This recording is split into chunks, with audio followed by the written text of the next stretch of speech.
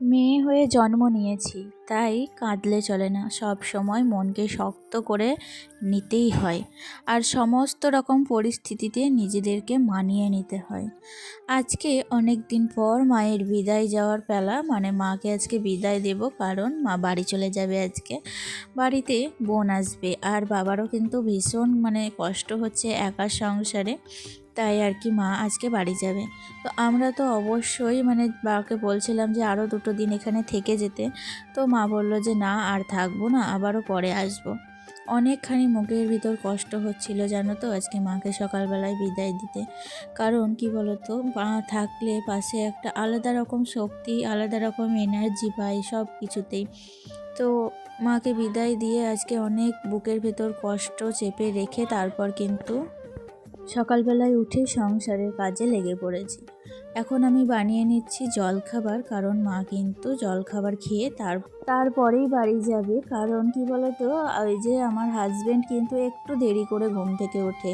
তো ও ঘুম থেকে উঠলো, হাত মুখ ধুলো, তারপরে সবাই মিলে একসাথে জলখাবার খেয়ে তারপর কিন্তু যাবে। তো মা কিন্তু কি বলতো, আজকে ওই যে আমাদের এখানে বাস স্ট্যান্ড থেকে বেশ কিছু দূর যেতে হয় হেঁটে। তো সেইটাই কিন্তু আমার হাজবেন্ড মাকে একটু আগিয়ে দিতে যাচ্ছে। আর যদি টানা বাস পেয়ে যায় তাহলে তো মাকে চাপিয়ে দেবে, আর যদি না পায় তাহলে কিন্তু ও কিছুটা দূর, তো আমাদের এখানকার পরের স্টপেজ, তো সেখানে অবধি ও গিয়ে আর একটা বাস আছে, তো সেখানে কিন্তু বাসটা ধরিয়ে দেবে।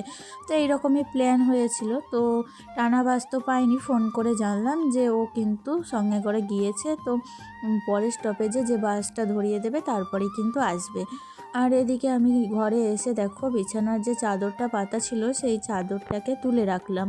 কারণ ওই যে কালকে পেতেছিলাম, বন্যা এসেছিল বলে, তো নতুন চাদর, তো এটাকে ভাবছি আর কাচবো না, একটু ঝেড়ে তুলে নেব।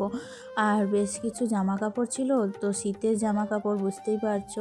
আর এখন কি বলতো, এই যে পৌষ সংক্রান্তিটা যাওয়ার পরে আজকে কিন্তু মনে হচ্ছে একটু ঠান্ডা আগের থেকে অনেকটাই কম। তো তাই জন্য সোয়েটারগুলো সব খুলে রেখে তারপর জোর কদমে কাজে লেগে পড়েছি। আর দেখবে গায়ের ওপর সোয়েটার চাদর থাকলে কিন্তু একদমই কাজ তাড়াতাড়ি আগায় না। মনে হয় যতই কাজ করি না কেন সব সময় কিন্তু কাজটা একটু লটাপটি হয়ে যাচ্ছে। তো যাই হোক, দেখো আমি জোর কদমে কাজে লেগে পড়েছি।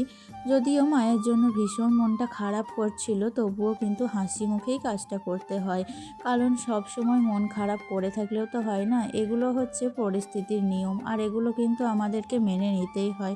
সারা জীবন মায়ের সঙ্গে থাকবো বললে হয় না, বিশেষ করে আমাদের মেয়েদের জীবন কিন্তু এই রকমই হয়। আমরা যখন বাবার বাড়ি যাব বলি তখন কিন্তু ভীষণ আনন্দ হয়, মনে হয় কখন রওনা দেব, কখন যাব। আর ঠিক আসার মুহূর্তে তখন কিন্তু ভীষণ মন খারাপ হয়, মনে হয় যেন সময় যেন দ্রুত গতিতে এগিয়ে চলে যাচ্ছে, আর ঠিক আসার সময়টা ঠিক সময় কিন্তু উপস্থিত হয়ে যাচ্ছে। তখন মনে হয় এখানে যদি সময়টা আটকে যায় তাহলে কতই না ভালো হতো। তো আমরা কি অদ্ভুত একটা পরিস্থিতির মধ্যে দিয়ে যাই, তাই না? আমরা ছোট থেকে যেখানে বড় হই, যেখানে থাকি, সেই জায়গাকে আমাদের ছেড়ে আর একটা নতুন পরিবেশে চলে আসতে হয়। সেইখানে আবার নতুন মানুষজনদের নিজের করে নিয়ে সেই জায়গাটাকেই কিন্তু আপন করে নিয়ে আমাদের থেকে যেতে হয়। আর যেখানে ছোট থেকে বড় হলাম সেখানে 2-4 দিনের জন্য বেড়াতে যেতে হয়।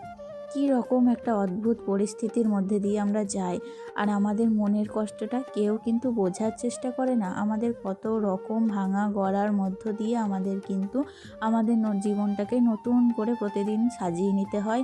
আর সেই নতুনত্ব মনের মধ্যে কিন্তু মনকে শান্ত করে বুঝিয়ে শুনিয়ে আমাদের মানিয়ে নিতে হয়। তো আমরা এটা একমাত্র কিন্তু মেয়েরাই এগুলো করতে পারি।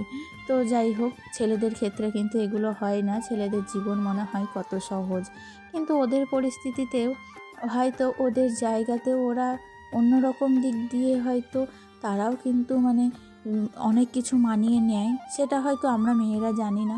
তো যাই হোক, এদিকে দেখো আলমারিটাও একটু অগোছালো হয়েছিল, তো আলমারিটাকেও কিন্তু গুছিয়ে নিলাম, আর শোকেসটাকেও একটু গুছিয়ে নিলাম। আর এদিকে আমার হাজব্যান্ড কালকে রাত্রিবেলা একটু খাতা বই নিয়ে বসেছিল, তো তারপরে কিন্তু যে জায়গাটাকে একদম অগোছালো করে রেখেছিল। তো বেশ কিছু খাতা ওই যে নিচে ফাঁক দিয়ে পড়ে গিয়েছে, তাই আর কি আমি একটু শোকেসটাকে ঠিক করে গুছিয়ে রাখলাম। আর আজকে কি বলতো, রান্না করতে অনেকখানি লেট হয়ে গিয়েছিল, মানে এইদিকে ঘর সামলাতে সামলাতে তারপরে যখন রান্না বসাই তখন কিন্তু মোটামুটি 11টা বেজে গিয়েছিল। তো অন্য দিন তো এই সময় আমার রান্নাবান্না সব কিছু কমপ্লিট হয়ে যায়। তো আজকে আমি কি করে যে এত দেরি হয়ে গেল, এই কয়েকটা দিনই না এরকম হচ্ছে। আসলে বাড়ি থেকে যখন কেউ চলে যাওয়ার হচ্ছে তাদেরকে আগানো কোনো কাজে তেমন মন বসে না।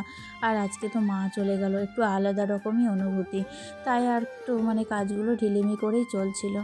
তো যাই হোক, এদিকে ঘরটাকেও ভালো করে ঝাড়ু দিয়ে নিয়েছি। আর এখন কিন্তু আর এক মুহূর্ত সময় নষ্ট করার মতো হাতে আমার কাছে নাই, কারণ এখন যদি রান্নাটা না চাপাই তাহলে কিন্তু অলরেডি খাওয়াতেও অনেকখানি দেরি হয়ে যাবে। আর আজকে আবার বেশ কয়েকটা দিন পর মানে একটু ওই যে কফির ডাঁটা দিয়ে আবার সর্ষে পোস্ত বাটা দিয়ে একটু চচ্চড়ি করব। আর আজকে চচ্চড়িটা খেয়ে কিন্তু আমার শাশুড়ি মা ভীষণ নাম করেছে, কারণ কি বলতো, আজকে একটু মানে বেশিই ভালো হয়েছিল। তো তাই জন্য আমি ভাবলাম যে আজকে আমার আর একটা ননদ আসবে, ছোট ননদ, যে আগে কয়েকদিন আগেই এসেছিল। তো বললাম না বাচ্চাটা মিসক্যারেজ হয়ে গিয়েছিল, তো সেই বাচ্চাটা কিন্তু এখনও সম্পূর্ণভাবে ক্লিয়ার হয়নি, তাই আবারও আসবে ডাক্তার দেখাতে। তো সেই কারণে আরও তাড়াতাড়ি করে রান্নাটা কমপ্লিট করতে হবে। যাই হোক, একজন যখন চলে যায় আর একজন কিন্তু এসে সেই জায়গাটা পূরণ করে দেয়। মা চলে গিয়েছে তো কি হয়েছে, ননদ আসবে বলে বাড়িতে কিন্তু সেই একই রকম তাড়াহুড়ো, একই রকম তোড়জোড় সমস্তটাই আছে। তো আজকে কিন্তু আর জামাইবাবু আসবে না, ওরা মা মেয়ে মানে একাই আসবে। তো এদিকে আমি ভাতটা বসিয়ে দিয়েছি, আর ওই যে সর্ষে পোস্ত সেটাই কিন্তু এখন আমি মশলা করব। দেখবে মিক্সিতে কিন্তু মশলা করে করে এমনই একটা অভ্যাস হয়ে গিয়েছে যে এই যে শিলনোড়ায় মশলা করতে খুব কিন্তু কুড়েমি আলসেমি কাজ করে। আর যাই হোক, সর্ষে পোস্ত এগুলো তো আর মিক্সিতে ভালোভাবে মশলাটা করা হয় না।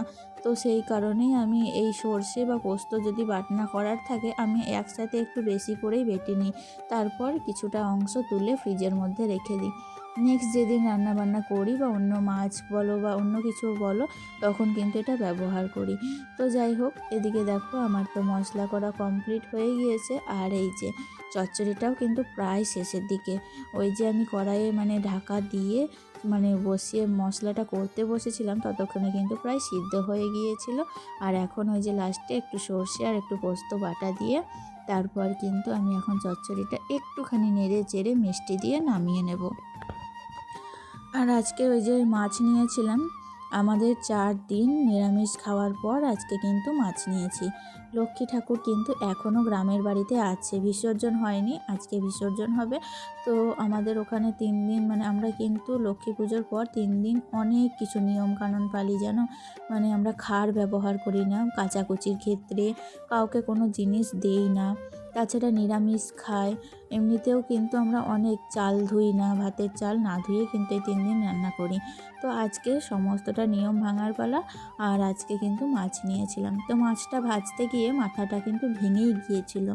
যাই হোক, মাছের ঝোলটা তো ওই যে সর্ষে পোস্ত একটু দিয়ে দিয়েছি, মাছের ঝোল কমপ্লিট। আর ওদিকে চচ্চড়ি, আর তার আগে করেছিলাম ফুলকপি আলুর তরকারি। তো এদিকে তো রান্নাবান্না সব কিছু কমপ্লিট। আর এখন কিন্তু খাওয়া দাওয়া করে হঠাৎ করেই প্ল্যান হলো আমাদের পাশে এখানে 5 গ্রামে একটু বড় করে মেলা হয়, তো সেখানেই আমরা সবাই মিলে একটু ঘুরতে যাব। তো যাই হোক, দুঃখের মধ্যে আনন্দ, একটুখানি ঘুরতে গিয়েও কিন্তু মনটা অনেকখানি ভালো লাগলো। আর বিশেষ করে দেখো কি সুন্দর লাগছে না মেলা প্রাঙ্গণে এসে, নাগরদোলনাটা দেখলেই কিন্তু ভালো লাগে। আর মেলাতে নাগরদোলনা থাকবে না তাই কখনো হয়? তো মেলাতে আসার কোনো মানে প্ল্যানিং ছিল না, কোনো কিছুই ছিল না, হঠাৎ করে প্ল্যানিং হলো আর হঠাৎ করেই আমাদের আসা। তো বাবু তো এসে বিরাট বিরাট গাড়ি চয়েস করছিল, আর জিনিসের যা দাম, একটা গাড়িও কিনতে পারিনি। আর আমার তো একটা বিশেষ করে ফ্লাওয়ার ভাস পছন্দ হয়েছিল। আমার এমনই একটা অভ্যেস, যেখানেই যায় না কেন বিশেষ করে সংসারের জিনিস, ঘর সাজানোর জিনিস, এগুলোই কিন্তু আমার খুব পছন্দ হয়। আর বিশেষ করে একটুখানি ওই যে ফ্লাওয়ার ভাস বলো বা রুম সাজানোর জিনিস, রুম ডেকোরেশন করা জিনিস কিনতে এত ভালো লাগে, মনটা মনে হয় ওখানেই যেন রয়ে যায়। তো ফ্লাওয়ার ভাসটা কিনতে পারিনি, যেন দুঃখের কথা। বেশি মানে টাকা পয়সা নিয়ে যায়নি, হাতে মোট 500 টাকা নিয়ে গিয়েছিলাম, তার মধ্যে 100 টাকা ভাড়াই লেগে গিয়েছে, আর আসার জন্য 100 টাকা ভাড়া রেখেছিলাম। তো হাতে থাকলো 300 টাকা, তো বাবুর গাড়িটারই দাম নিয়েছে 200 টাকা। জানো তো। আর এখানে আর 100 টাকা বেঁচে ছিল, আর এখানে ননদরাও দিয়েছিল 100 টাকা দিয়ে একটুখানি রেস্টুরেন্টে ঢুকেছিলাম, কারণ বাবু মোমো খাওয়ার জন্য কান্নাকাটি করছিল। আর বাবু মোমো খেতে খুব ভালোবাসে, তো বাবু বলল চিকেন মোমো খাবো। তো আমরা সবাই মিলে হাফ প্লেট করে মানে চিকেন মোমো এখানে অর্ডার করেছি। আর এখন আমরা রেস্টুরেন্টে দেখো বসে আছি। তো সন্ধে লেগে গিয়েছে, তারপরে তো বাড়ি যাওয়ার পালা আছে, তো অনেকক্ষণ বসে থেকে থেকে তারপরে কিন্তু মোমো এলো ফাইনালি। আর বাবু কিন্তু মোমোটা খেয়ে তারপরেই কিন্তু বাড়ি যাওয়ার জন্য তখন আবার কান্নাকাটি করছিল। তো বাচ্চা ছেলেদের দেখবে মেলা খেলায় তাদেরই আনন্দ, তারা যাবে, তারা খেলনা কিনবে, এটা এখানে ঘুরবে ওখানে ঘুরবে, এটাই কিন্তু তাদের আনন্দ তাদের কাছে। তো কালকেই তো একটা মেলা ঘুরে এসেছি আমরা, তো আজকে তো আর বিশেষ কিছুই কেনাকাটা করলাম না, একটা জিনিসও কিনিনি, তোমাদের বললে তোমরা বিশ্বাস করবে না। কিন্তু ওই যে একটুখানি সময় মিলে সময় কাটানো, একটু ঘোরাফেরা, তাই জন্য আর কি আসলাম। আর যেখানে আমার ননদ তো আগের মেলাটায় আসেনি, তো ও আরও বেশি করে জোর করলো যাওয়ার জন্য, তাই জন্য আর কি আমি এলাম। কিচ্ছু কেনাকাটা করিনি এখানে, বিশ্বাস করো। প্রত্যেকটা জিনিসের এত পরিমাণে দাম, আর বিশেষ করে বাচ্চাদের দেখলে আরও করে দাম বাড়িয়ে দেয়, তখন কিন্তু একটুও দাম কমায় না জানো। তো কোনো জিনিস কেনাকাটা করিনি। আর বাড়ি ফিরতে ফিরতে কিন্তু মোটামুটি 7টা বেজে গিয়েছিল। তো বাড়ি ফেরার সময় একটা সমস্যা হয়েছিল, আমাদের এখানে টোটো ধরেছিলাম, তো বলেছিল আমাদের একেবারে গ্রামের বাস স্ট্যান্ড অবধি নামিয়ে দেবে, কিন্তু টোটোওয়ালা মাঝ রাস্তায় বলছে আমি আর যেতে পারবো না। তো হঠাৎ করে ওখানে আবার টোটো চেঞ্জ করলাম, তারপরে কিন্তু বাড়ি গিয়েছিলাম। আর বাড়ি ফিরে আবার রাতের রান্না, তারপরে সন্ধেবেলার জলখাবার, বাবুকে পড়তে বসানো, সবটাই কিন্তু কমপ্লিট করতে হয়েছিল বন্ধুরা।